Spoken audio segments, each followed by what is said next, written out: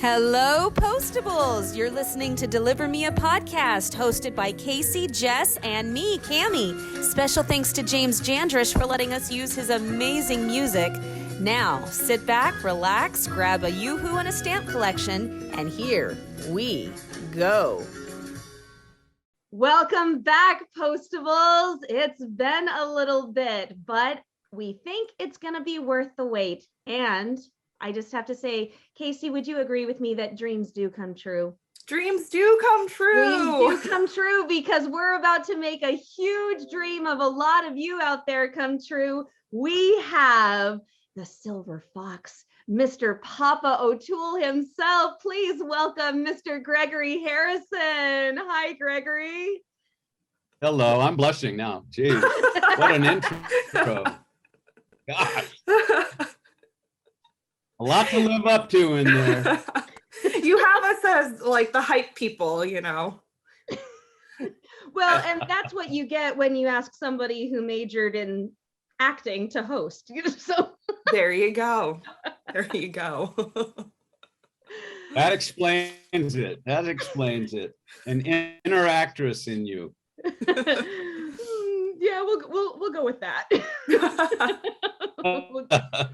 We'll go with the inner part. All right, well, welcome and thank you so much. We know that your schedule has been just chock-a-block for the last while. It's been very busy for you, so thank you so much for squeezing us in. My pleasure. I'm actually I'm in Vancouver. I'm at the 14th day of my quarantine in this hotel room, and I'm preparing to shoot another Hallmark movie starting tomorrow. This time I'm playing Lacey Chabera's father. Oh, well, goodness. That's fun. That's gonna be awesome. Yeah. Oh, lots of people are gonna want to tune into that one. I'm really looking forward to it. It's a beautiful little script. It's got a working title that I don't think it'll end up with, but right now it's called Sweet Home Georgia, and it's not a holiday movie. Oh. It's a Hallmark movie that isn't a holiday movie. How about that? And it's just a beautiful little script, and I'm very excited to finally start. I'm very excited to get out of this hotel room after 14 days sitting in it. But I'm also very excited to start filming. Yeah, I'm sure. Well, that's so exciting. We will be looking forward to seeing that, and whatever that title turns out to be. Yeah. Yeah. So I think they're calling it on the call sheet. It says Sweet Home Georgia / AKA Carolina on My Mind. So it's going to be one or the other probably. Okay. So it's either it takes place in Carolina, so I suspect the second one will be the keeper. Okay. But we'll see. Okay. Who knows? Yeah. I'll be excited to see how they turn Vancouver into the deep south, but you know, because I'm from Florida. From the south, so. Movie Vancouver magic has become everywhere. Yes. Vancouver somehow, I mean, when I'm shooting Chesapeake Shores over on Vancouver Island, right, with Treat and all the gang, and I've been doing that for like three seasons now. How snow-covered mountains can be around Chesapeake Bay has always been beyond me, but somehow they make it work. Yeah. Yes, that is one of the running jokes we have on the podcast, are the mountains in Maryland. Right. Exactly. Yeah. Oh, goodness. So it has been, as Cammie said, it's been a crazy year. We've been in quarantine. We're coming out of this pandemic, but we wanted to just touch base with you and ask you, how have you been with all of these changes? And I know before we started recording, you had mentioned spending more time with family and just making that more of a priority, and just, counting those little blessings. So how have you been doing?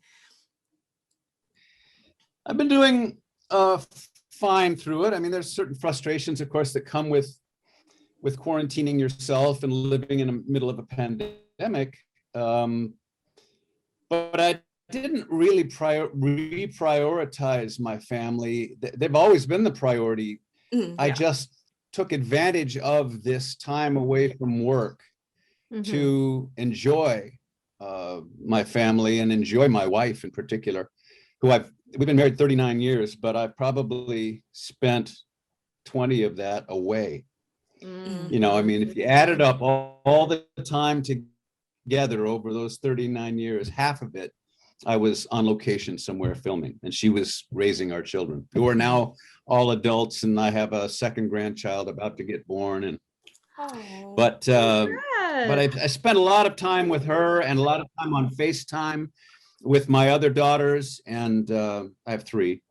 And I also just loved being around the house, focusing on a sort of to-do list that I'd been putting aside while I was busy filming things and traveling and living my life. And, you know, sometimes years can go by before you get to writing down the stuff you intended to write down about this or that episode, or reading certain scripts or books, watching certain movies. I mean, I've binged on a lot of shows over the last over the last 2 weeks. I've binged on a lot of shows, just trying to survive this quarantine in the room.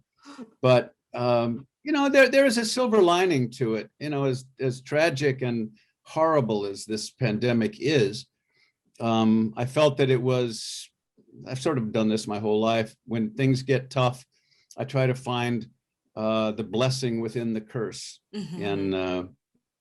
And there always is one. It's just sometimes really hard to see because there's so much curse. But no, there has been some good sides to this as well. I'm awfully glad, though, now that I've been vaccinated down in the States. I just got my second one about 2 weeks ago, and you know, I'm glad to see that it's looking like it's going to come to an end in the next few months. There's light at the end of the tunnel now. So I'm hopeful that that's the case. Yeah. That is marvelous. Yes. So glad to hear that. So can you tell us a little bit about how you got started in acting? And please do not skip over the musical theater aspect. That's my favorite. Oh, is it really? I majored in musical theater in college. So yeah. So that was actually one of my questions, is what's your favorite what musicals did you do in college? What musicals did you do? Let's see. I did them in high school and college. I did Bye Bye Birdie, I did Fiddler on the Roof twice, once in high school, once in college. Hello Dolly, Once on This Island. The classics. Yeah, Into the Woods. I did an opera of Merry Wives of Windsor, so not a musical, but Peter Pan. You must have a heck of a voice. I love to sing. Doing opera and musicals? I do love to sing. So what? Well, I got into, you know, I had a completely backwards career. Oh. Completely backwards.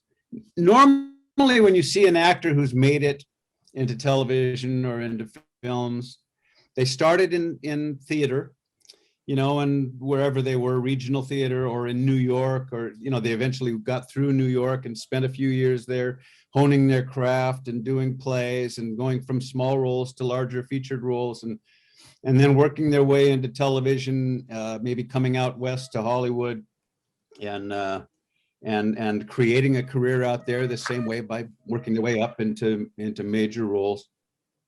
And then some, if they're lucky, find their way into feature films and a good paying career. Yeah. I grew up on Catalina Island off the coast of Los Angeles. Okay. And when I was 15, I mean, they shot a lot of movies over there because they used it sort of as the poor man's Mediterranean, or the poor man's South Pacific. So they'd come over there and shoot scenes that were supposed to be off of Tahiti or off of Italy in the ocean, you know, and a lot of series shot there and a lot of movies filmed there when I was growing up.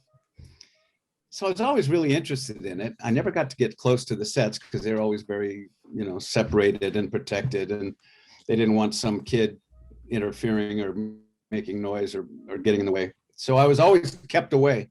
But then in 1965, this age is you'll figure out my age from this.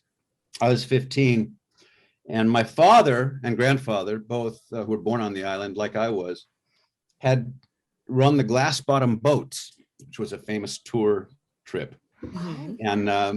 And so they made a movie with Doris Day and Rod Taylor. Somebody wrote it in Hollywood, and it was called The Glass Bottom Boat.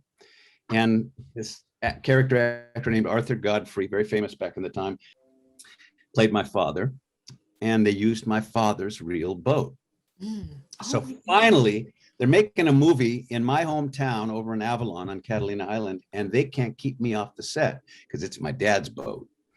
So I had entree, and literally I was sitting on the boat 15 feet away from Doris Day and Rod Taylor while they were shooting scenes. I'm like right next to the camera, and they're 10, 15 feet away, and they're shooting movies. They're shooting the scenes for the movie. And I watched the process, and what I had always thought was some kind of weird, magical, unimaginable process that mere mortals like myself would never figure out or qualify to do. I realized when they'd screw up and she'd go, and she'd curse, and, damn it, let's do it again, come on. And I went, oh, Doris Day can mess up. And then they'd just kind of go, okay, rolling, take two. And I went, I can do that. I can mess up. I can mess up as well as anyone. And literally that day, I realized that I was going to be an actor for the rest of my life because I loved movies. And I just always thought it was some kind of magic trick that I would never understand or have access to. And the moment that I realized this is something it's possible for me to do, I knew from that day on that for the rest of my life, I was going to be an actor. Now I didn't, I never wavered from that. I always knew from that day on. And I was doing high school plays and stuff, but I had a school, I had 31 kids in my senior class, and 28 of them I went to kindergarten with. So it was like a tiny town. Mm-hmm. Yeah. And, you could get the lead in the school play, if you just knew how to walk, it's like, there was no talent required. Right. So I had done some acting, but, in front of small audiences. But I ended up graduating from high school, going in the Army, drafted into the Army, Vietnam, got out, went to acting. I still had the dream, still knew that's what I was going to end up doing. At 21, I went to Hollywood when I got out of the Army and studied for 4.5, 5 years on the GI Bill. They paid my acting classes. Nice. And it was pretty sweet. Yeah. And lived on nothing, didn't have a car, had no money in the bank, eating popcorn for breakfast, lunch, and dinner because it was cheap. Kraft macaroni and cheese, 17 cents a box. That was my my secret. That was my secret meal. And I was, I'd live on $50, $100 a month for about 4 or 5 years and just studied and learned my craft. Yeah. Loved it. It was probably the happiest time of my entire acting life because there was nothing to lose and everything to gain every day. I just, every day I'd learn some new nugget of information of some plateau that I'd reached that I was struggling to find, of how to be honest with anger or how to be whatever. It was like there was a million things to try and figure out. And then I started, the first job I got, somebody came to the workshop who was going to produce a little movie for free. It was like $100,000 film. They didn't want to pay any actors. They came and they asked the acting coach, who's your best actor in the school? And by that time, I had finally gotten where I was good enough to qualify for that. She said, well, he's going to be in class tonight. Why don't you come and watch him work? And I had some scene I'd been preparing, and I came and I just went to class and did what I had been doing in class, and they watched that scene and offered me the lead in this independent film. They said, we're going to shoot for a year on weekends. Oh, We're wow. going to rent the camera equipment on a Friday night, take it back on Monday morning, and we're going to shoot from Friday night until Monday morning without a break every week. Wow. Because you could do that and pay for one day of equipment rental. Right. Goodness. Wow. And then they said, then you'll fall down and we'll all rest from Monday morning until Friday afternoon, and then we'll start over again. We're going to do that for a year. So for a year, that's what I did. No money. I had a window washing route that I did during the middle of the week that I would do at night, that I had created, washing windows up and down Santa Monica Boulevard. Whatever pays the bills. That I survived on, that paid the meager little bills. And at the end of the year, they cut together this film, and the head critic at the LA Times saw it. They got a screening for him somehow, and he wrote this LA Times cover article about the movie called Jim, the World's Greatest, and that this actor kid was amazing, and gave me this rave, and I got a call from an agent the next day, said, are you represented? Because he was reading the article. I said, no, I don't have an agent. I'm not in the union. And he said, well, would you like to be represented? So I got an agent out of that. It was like I went from poverty, extreme poverty, to the next morning I had an agent. Universal Studios bought the film, reshot half of it, so that got me in the union. Yeah. So now I'm that's a catch-22 that every actor has to fight with, How do I get in the union? Well, you have to have an acting role offered to you. How do I get an acting role? Well, you have to have an agent. How do I get an agent? Well, you have to be in the union to get an agent. It's like everything's a catch-22. Yeah. So overnight, I had like $50 in the bank, and I was starring in a feature film with a fantastic agent and a major film coming out. And so I started starring in a movie. Then that led to all I was going up for after that were leads. I didn't do any of the bit parts or any of that stuff, and did a couple of other films. And then one pilot season, I got in 1977, I got my first series called Logan's Run. It was a science fiction series based on a big hit feature movie, and I was starring in that. And that only lasted a year, but then I went right from that into a huge 25-hour miniseries, and then into Trapper John MD, where I was the star of that, co-star of that with Pernell Roberts for 8 years. And then when that show was #1 in the country, about 1980, I started a production company called Catalina Productions, based, named after my home island. Of course. And we started producing movies and plays. I bought a theater. I was making like money hand over fist. I didn't know what to do with. So I bought a little theater, 99-seat equity waiver theater in Los Angeles, and I produced 60 plays there over the next 10 years. Wow. So I worked, and then I was in about maybe a fifth of them. So I worked my way into theater, and won a bunch of awards over the years for several of those things, and had a partner in New York who produced Broadway shows, and then he and I produced things enough that I ended up being asked to come to New York and act in musicals in New York. So I found my way into theater after I had already been successful and had money in the bank.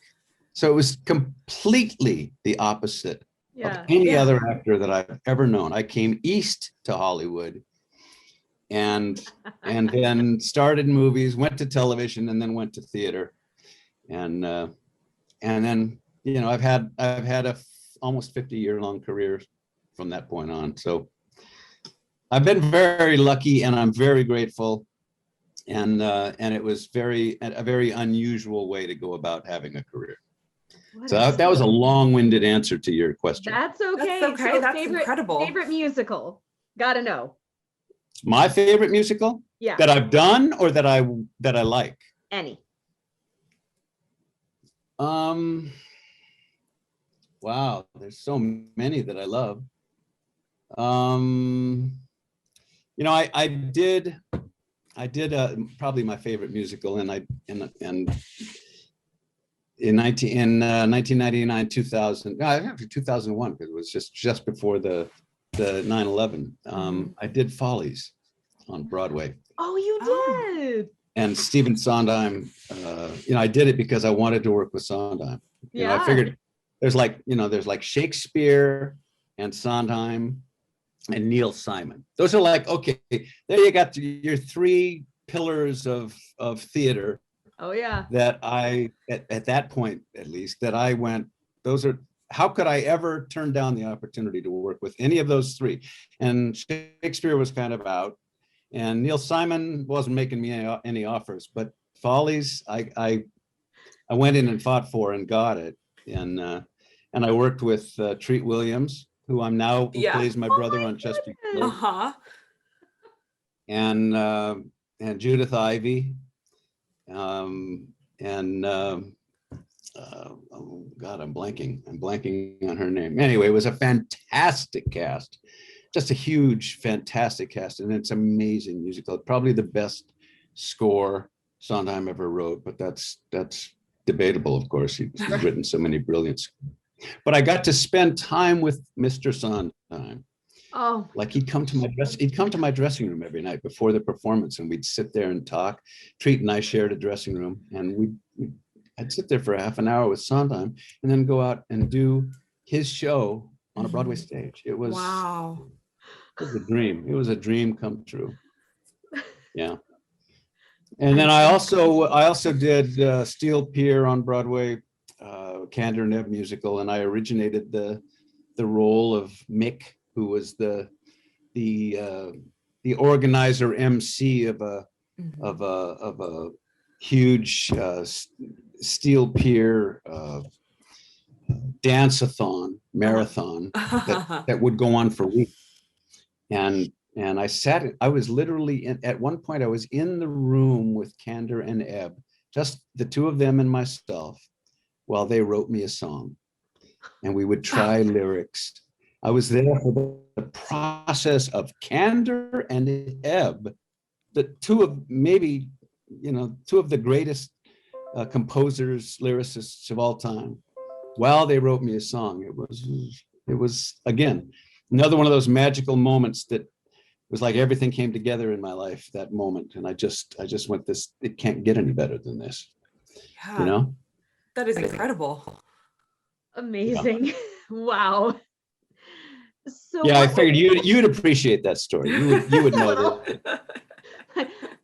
Sitting here chatting, people who don't know musical theater might not care so much, but I knew that those two names, that it's Kander and Ebb, to be there with them day in and day out for months and months on end was a dream. Well, and you're covering Shakespeare now, playing Oliver O'Toole's father. So, you're good. A little tiny bit, yeah. What would you say is your favorite non-Hallmark screen project that you've done? Well, probably, I mean, favorite, like artistically favorite would be, I think the greatest piece of Americana ever made for television was a miniseries I did early in my career called Centennial. It was a 25-hour miniseries based on a James Michener novel. And Michener novels, they start with the creation of the earth and then take some family history all the way forward to present day. And that's what Centennial did. And I played a character, a Mennonite named Levi Zent, who founded the town of Centennial at 20. And I aged from 20 to 78 in it over the course of about 12 hours of film. Wow. So it was really challenging for me, but really fun. And I think it was just a beautiful piece. It had every good actor in Hollywood in it. I was the only unknown at the time.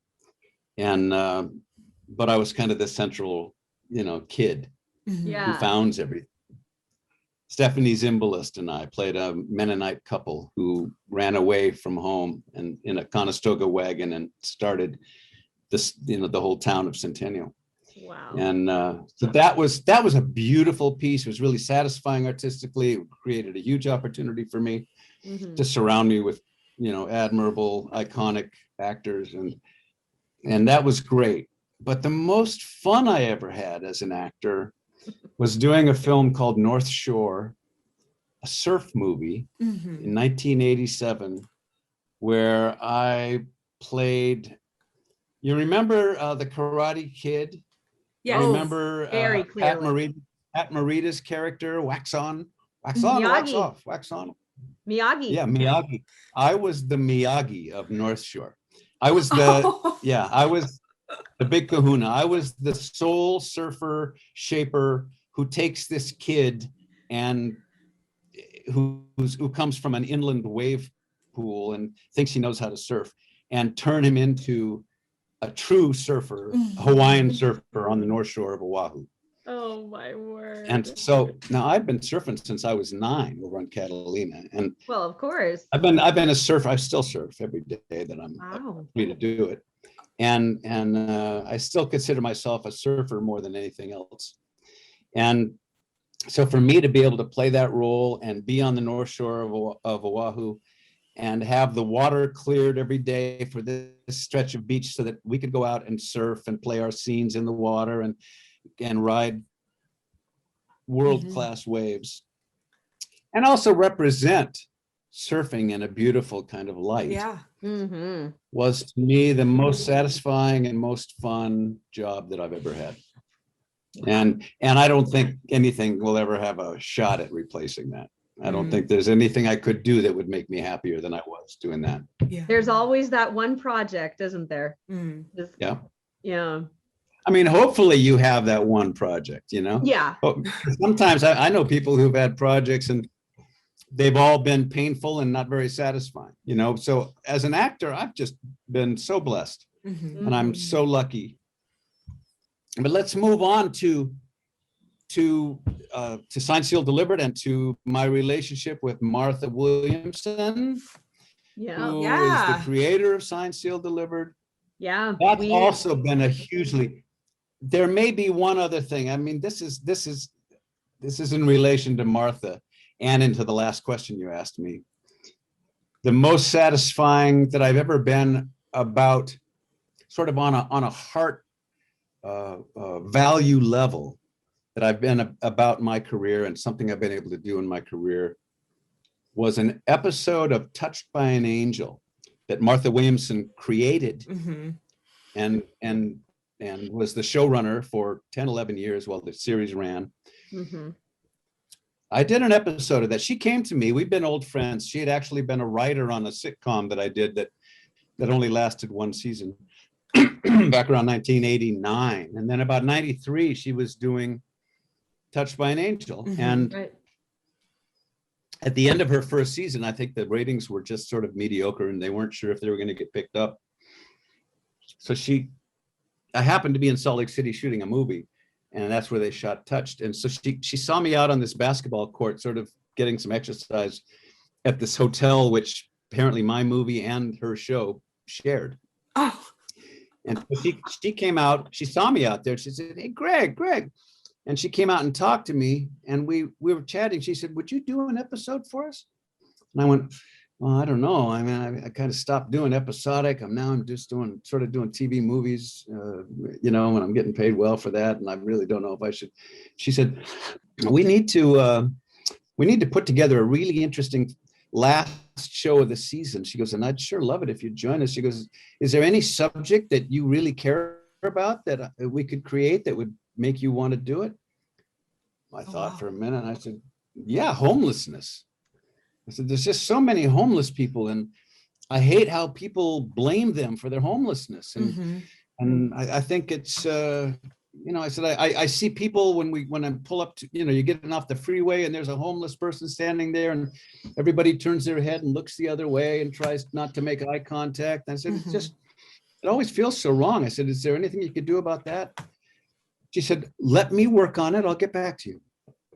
Well, she takes that little meager idea and comes back to me in a couple of weeks with a story about homelessness called There But for the Grace of God. Mm-hmm.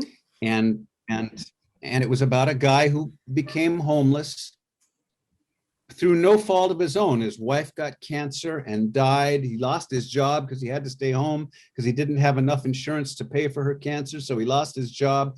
So he lost his house. Then he all he had was his van, which he got as far as Denver, which is what we were playing that it was in. And then the car broke down, and now he's been living in his car, and he's washing windows at a street intersection with spray bottles and hoping people will tip him. Mm-hmm. And that was my role. That was the part for me to play.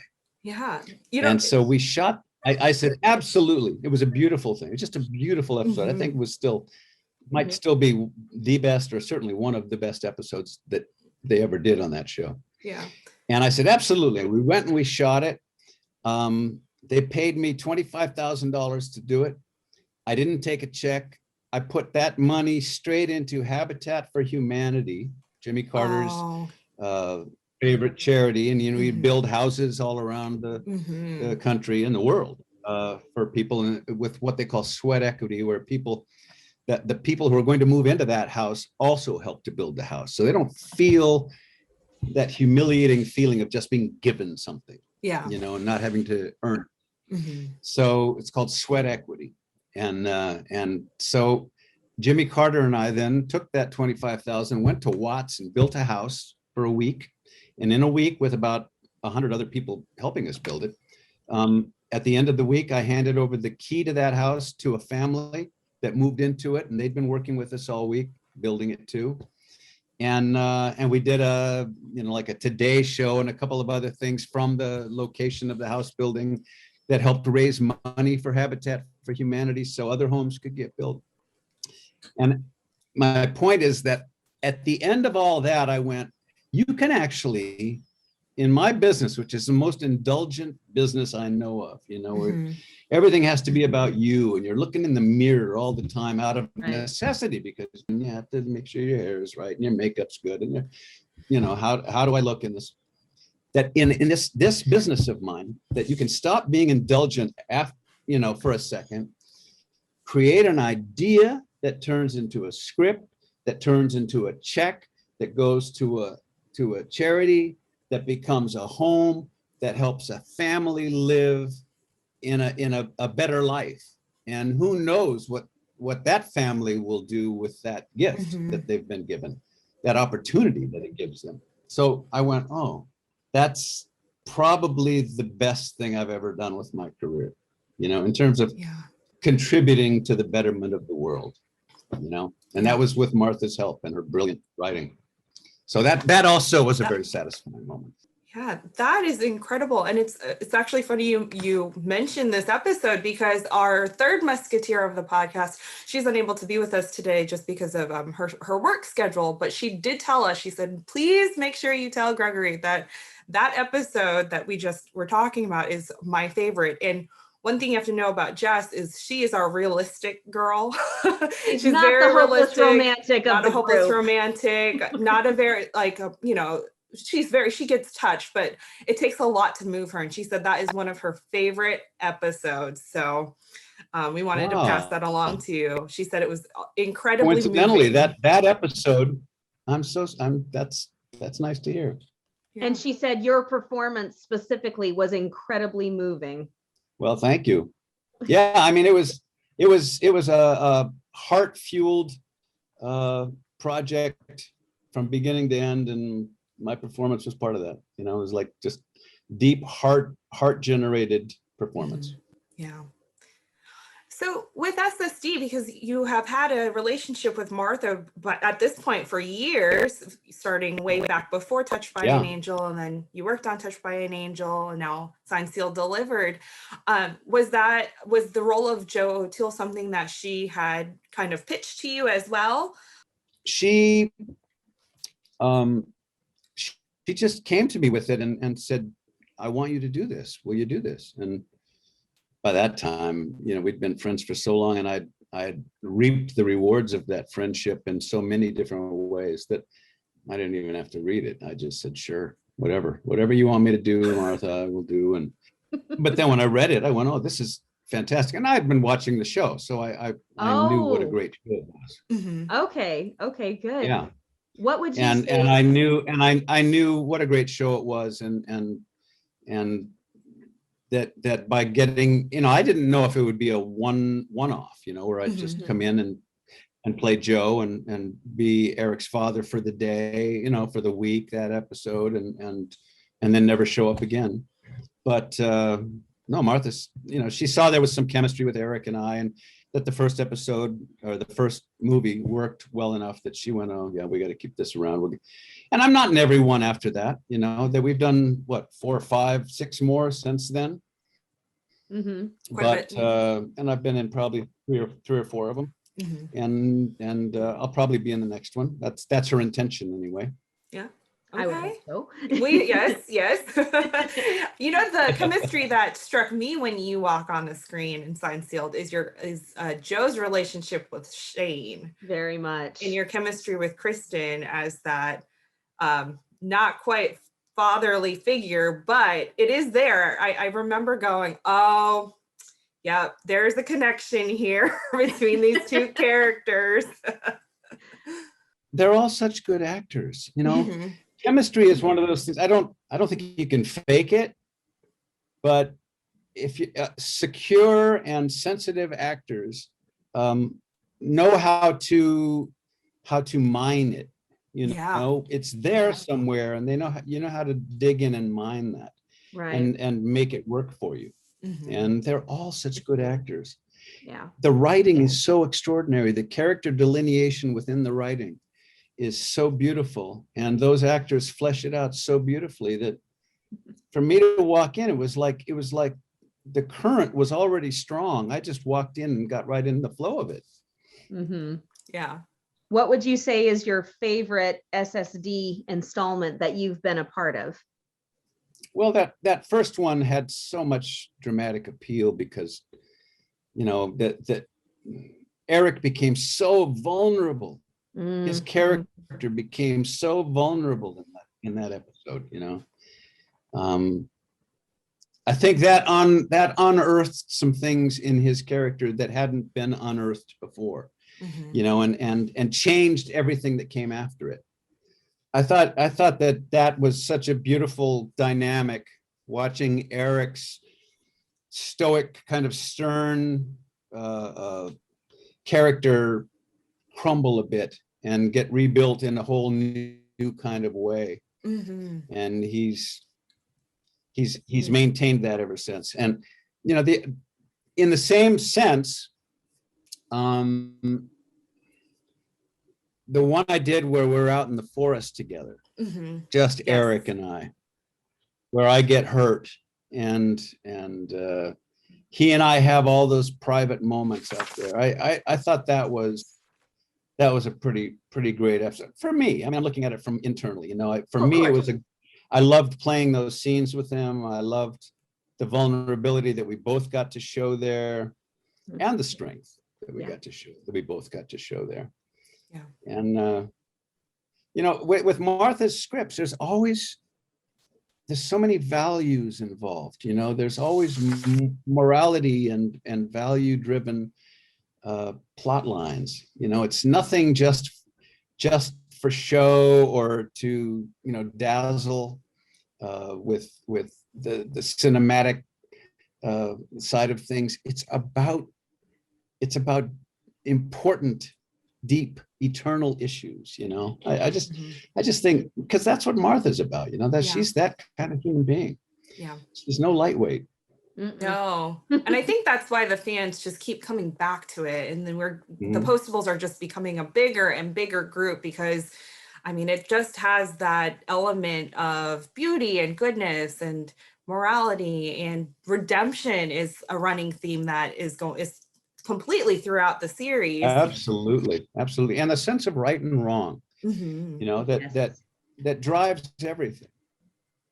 We call her the master weaver here on the podcast just because of how beautifully everything is woven together. Perfect. Yeah, that's perfect. She does that. She weaves beautifully. Yeah. Yes. That's nice. Yeah. Do you have any fun behind the scenes story that you can share filming with the gang? Well, gosh, let me think. I'm sure there's, I know Jeff is afraid of heights, and Really? yeah, I probably shouldn't expose that, but I've already done it now. He's afraid of heights, and in the last one we did, he had to get up in a tree for a long time. Oh, yes, And- yes. Oh my, did we give him a lot of crap. Every time he'd have to climb up this ladder and get into that tree, he would be so trepidatious every time. And we made it as uncomfortable for him as possible. He's a very funny, wonderful guy, and but he really is afraid of heights. Yeah. Is that the time Kristen gave him that gift and it had, I think it had the adult underwear or like diapers or something? The Depends. I think it was his, a I think it was his magazine. birthday. It was his birthday. Oh. Yeah. Yeah. Oh, that's funny. That is funny. She posted that video of them giving him that gift on Twitter or something like that. So yeah, that's fun. And we all were around. We were all there, and it was out in the middle of a street. He was up in a tree, and we all applauded. And we were there for a couple of days filming, and he had to get in this tree and stay up there for the longest time. Oh, He didn't moan and groan about it, but we knew secretly that he just hated it. He hated it, and we had to make the most of that. So we did it. We dig and dig. But I just love Jeff. I love all of them. They're just the greatest people, and they have a real a shorthand. You know, Mm-hmm. it's a project that's so grounded now that even though there are long breaks, obviously this last one has been a very long break in between. I know when we walk back on the set, hopefully in a few months, that we'll pick it up like we last saw each other yesterday. yeah. Yeah. Well, one thing that we can all say is that the relationship that is built between Joe and Oliver over the course of these movies is just such a beautiful thing, to go from not speaking to being dependent on each other. And it's just such a beautiful thing. I remember my mother, when she was watching the show with me once, she said, "How did that man raise a son like that?" Because of just how polar opposite they are, but that created such great chemistry and such great play between the two of you on screen. What would you say is your favorite Joe and Oliver moment? I know you got a lot to pick from. Gosh, you know, I keep thinking of when I was sitting there with the guitar, and he walked up, and we have a beer with the, you know, and I've been strumming the guitar, and we play that scene, and we were in this most beautiful place, looking out over this. Well, it was actually the Sound. It looks like a river, but it's the ocean. The Sound up above Vancouver, about halfway to Whistler. And Squamish was the name of the area, and we played this wonderful scene, and I knew that the, you know, the picture was a glorious picture, and the scene was a really beautiful scene, and I got to play my guitar. Yeah, there you go. I've been playing since I was 18. Oh wow. And Martha knew that, so that's why she put it in the script. Yeah. nice. That's so fun. I watched that scene just this morning. And Really? Yeah. And it was, it still gets me. I love how Joe calls him O'Toole. He says, "Come on, O'Toole, fess up." And I remember talking when we covered it, I said, I think that Joe is trying to do two things. He's trying to loosen him up because trying to gain a camaraderie and trying to establish an adult relationship with his son. But then he called him O'Toole because he's trying to reaffirm, you're an O'Toole. You are my son, no matter what anybody says. So yeah, beautiful moment. Yeah. Beautiful. Yeah. Well, I think that whole concept of you're not my real son, but you are my real son Yeah. is such a strong concept, you know. It's a beautiful idea. I have an adopted son, and so, you know, I have very strong feelings about that, and I don't know if Martha purposely tapped into that, but she knew that it would resonate with me. Yeah. Yeah. My oldest brother is adopted, so and Casey's got adoption in her family too. Yeah. So, I have adopted niece and nephews. So yeah. So it's a very close topic to all of us here. So, And are you very close with them? Are you the aunt that they call you aunt? Yes. We've been a family for a little over a year. Yeah, or actually coming up on 2 years. Wow, time flies really fast. But yes, I am their cool aunt. Yeah, I tell them I am your favorite aunt. Year and yes. Yeah, I mean, it was kind of, yeah, I mean, it was a little hard just because of last year, and we live very close to each other, but with 2020 and everything, there weren't very many opportunities that we were able to like get together. So that's why I was like, oh, it's been a year. No, it's coming up on 2, but yes, I do tell them I am your favorite aunt. Yeah. One thing I know is a burning question of the postables. This is one thing that keeps coming up whenever To the Altar re-airs. And it is the whole discussion that Joe has with Oliver at the bachelor party, where he tells Oliver something along the lines of, well, you're 2 different people now. You're going to have to face the music, or something along the lines. Was Joe playing a little bit of reverse psychology on Oliver? Was there a cut scene that maybe we didn't see? Because, we all know that Joe loves Shane, and he's like very much a quote unquote Sholiver shipper. But I think that whole scene kind of threw everybody for a loop. What do you think Joe was referring to in that moment? Wow. You're coming in out of the blue with that one. I've got a lot of scenes in my head, and I'm trying to remember what I was thinking when I filmed that, which I can't remember what I was thinking. So Oliver, I'm sure I had made a decision about it, but I don't remember what it was. Yeah, this is the scene. This is the time when Oliver is contemplating the next step. So he and Shane they've been practically been dating for a bit, but he's scared to propose. Right.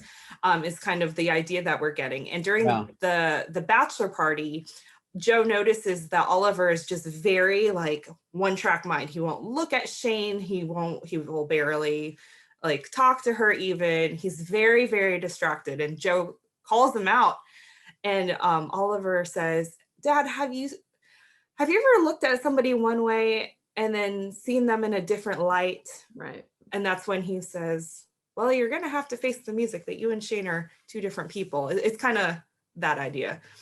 So.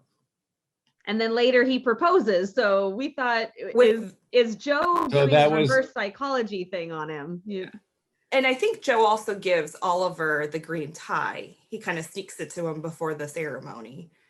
Well, yeah, but that's a different scene. Yes, so. Yes, but I mean, like leading up to that. Yeah. Well, I don't remember it exactly. I don't remember what my thought process was, because the scene is, I remember the scene, but I don't remember the specific dialogue. And maybe I was trying to flip it and do some reverse psychology, but on the other hand, maybe I was just saying what I've learned in my marriage, that viva la différence. that there sometimes are differences that you just have to accept and love them for their flaws as well as their strengths. I mean, that's why I'm married 39 years. And I'm sure that's why my wife is married to me for 39 years, because I got plenty of flaws to counter my strengths. But somehow I think she focuses on the good, and weigh those things. And if the good weighs more than the bad, then you're lucky. You got a good marriage. Yeah. And that makes complete sense for Joe. Yeah. And of course, we know that Joe is very much a optimistic person as well. And I think there's similarities with you and him looking at the bright side of things. And so that completely makes sense. And he likes to shake things up. He does. He does. Yeah, Joe's a pot stirrer. He is. Well, speaking of that pot stirrer, one of my favorite moments, it doesn't necessarily have to do with Joe and Shane, but when Joe invites Oliver camping and he says, "I'm sorry, I have a date with Shane," and you go, "Oh, never mind, another time." It's obvious that you are totally okay with that decision. What do you think is Joe's favorite thing about Shane for Oliver? I in all my playing of these scenes, I never thought about, I never was making a judgment on Shane, whether she was, the best thing for Joe or not. It was more about Joe. It was the best thing for Joe is to open his heart. His heart has been closed. He's been carrying a fear for a long time. And did you mean Oliver? The best thing for I'm sorry, Oliver? Oliver. Okay. Yeah, I'm talking about me. Yeah, I meant Oliver. Is the best thing for Oliver is to open his heart. That he's been closed off for a long time. As wonderful a human as he is, there's always been he's compartmentalized himself in between these two walls, and he's afraid to go beyond those limits, and in terms of committing his heart, opening his heart, being vulnerable. And so I always played those scenes, not so much that I think Shane is the perfect woman, but that Oliver needs to open up. And to find happiness, he's going to have to open up, find real happiness. Yeah, that makes sense. And I mean, I do think Shane's terrific, but she's not my focus. Oliver is. Gotcha. Yeah, and rightfully so. I mean, that relationship with Oliver and Joe is just so important for Joe, especially having been estranged for so many years. And ultimately, as a parent, you want to see your children and their happiness and what's best for them. So, Shane is just the added bonus and that catalyst for Oliver to begin that journey of opening up and all of that, along with his relationship with Joe. There's just so many layers to Oliver, and there are so many reasons why he was so closed off to different relationships and stuff. So it's a beautiful picture what Martha has done in crafting somebody who could be a very boring character because he's so stoic, but there's just so many different layers to him, and he has this great community of people to open him up, like Joe and Shane and Norman and Rita. Martha is just brilliant that way. The man's an onion. She really is. Yeah. She really is. Yeah. And and I think I tap into, as the father of 4 kids, 3 girls and a boy, that's kind of the way I feel about my daughters. It's like I'm not so concerned about the guy they end up with as I am that they stay open and available and don't get scared and closed down. Yeah. As a father, that's my job, is to keep them courageous. Yes. And I think my husband would probably say the same about our girls. Now they're very little, they're 3 and 5. So we've got a ways to go before them. But yeah, I mean, that's true. I mean, just making sure that they're grounded and they're well taken care of and everything. So my husband would echo all that. Protected on one side, but not overprotective on the other. Let them encourage them to take chances, calculated risks, but risks, and to open themselves up for opportunity as well as damage. You can't have one without the other. You can't have success without failure. So it's like when somebody gets hurt or scarred, you have to help them get back up on the horse. Mixing my metaphors there a bit, but yes. Sometimes one of the advice somebody gave me is sometimes you just gotta let them fail. I mean, not so much that they're in this horrendous situation, but sometimes they have to learn. And I know my parents did that for me growing up. They're like, well, good luck. Yeah, you're gonna have to figure it out. every human's different too. Every kid's different. I have one of my daughters is completely different from the other. One learns from negative examples. You can talk to her about what not to do, and she'll learn from it and agree that I shouldn't do that, and she won't do it.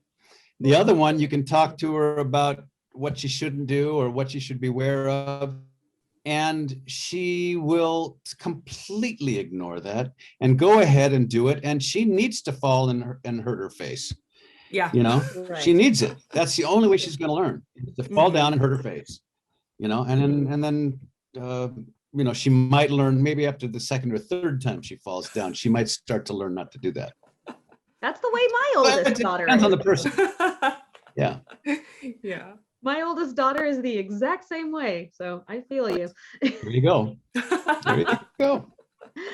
Well, this last part is just kind of a for fun thing. It's our SSD version of Teen Beat.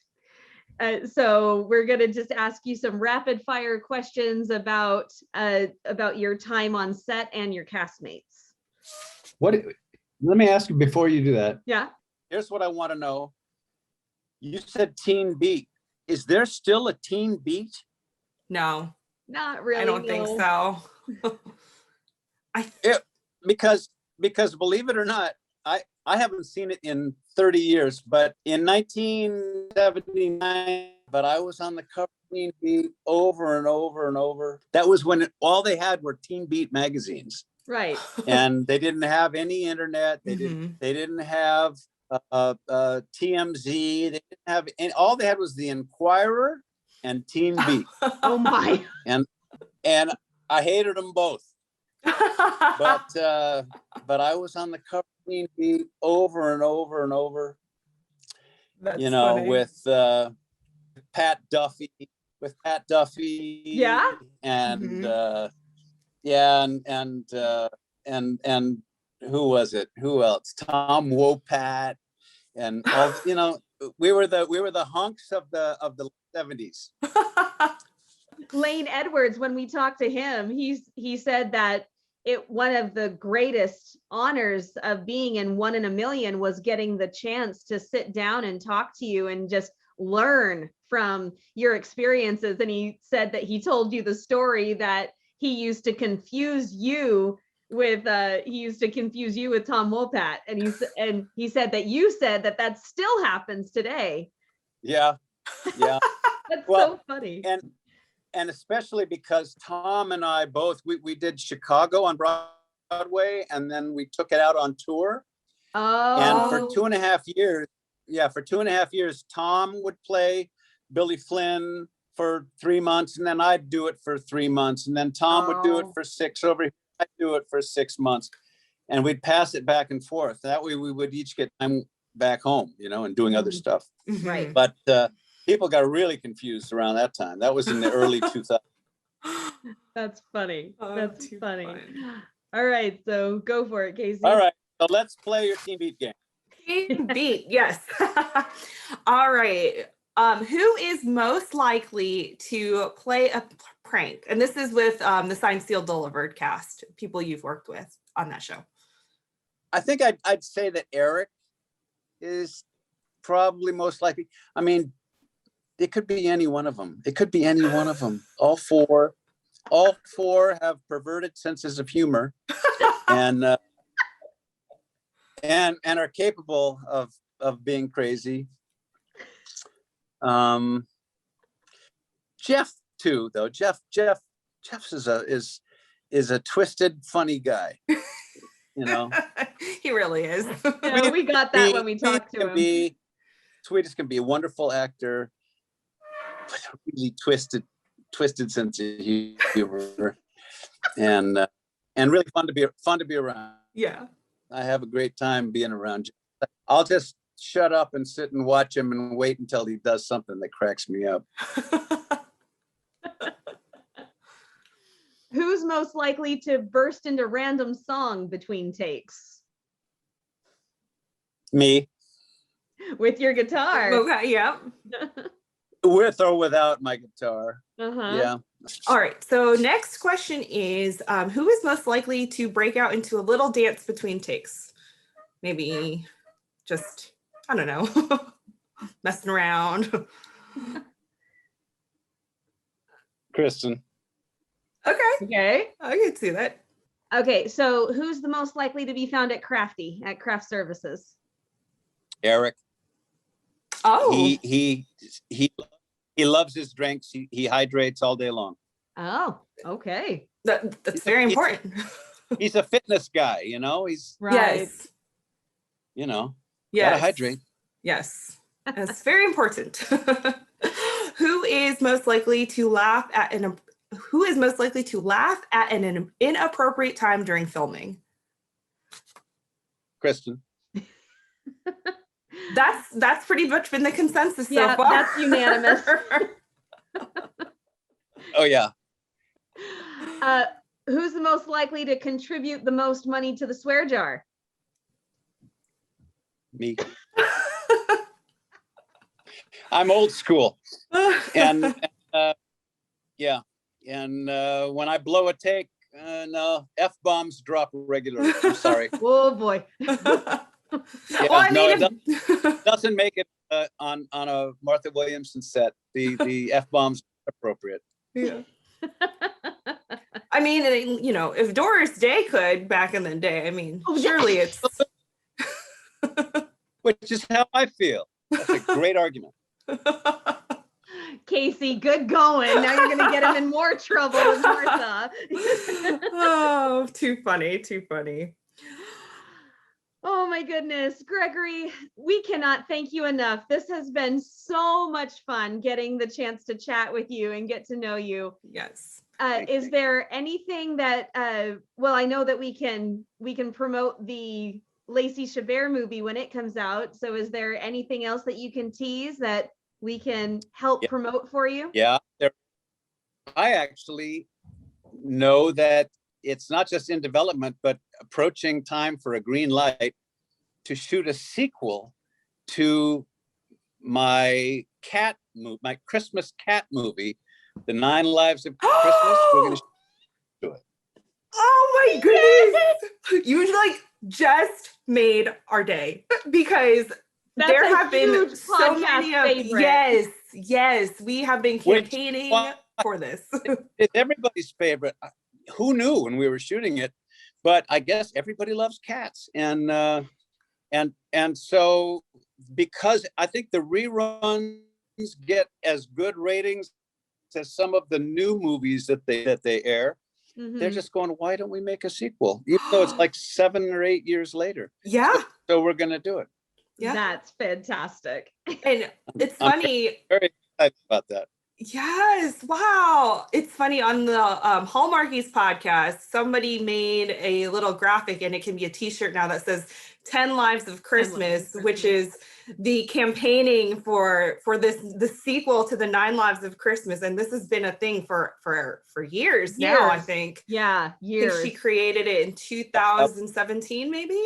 Well, But, apparently yeah. someone was listening because and agreeing because it hasn't been greenlit yet, but it's been in development for a while. Yeah. And I hope I'm not speaking out of turn, but It's gonna get made. We're gonna cross our fingers. Good. Green light that thing really fast. Yes, please. Good. Postables, you heard it here first. You got the Yes. Yes, we got the scoop. All right.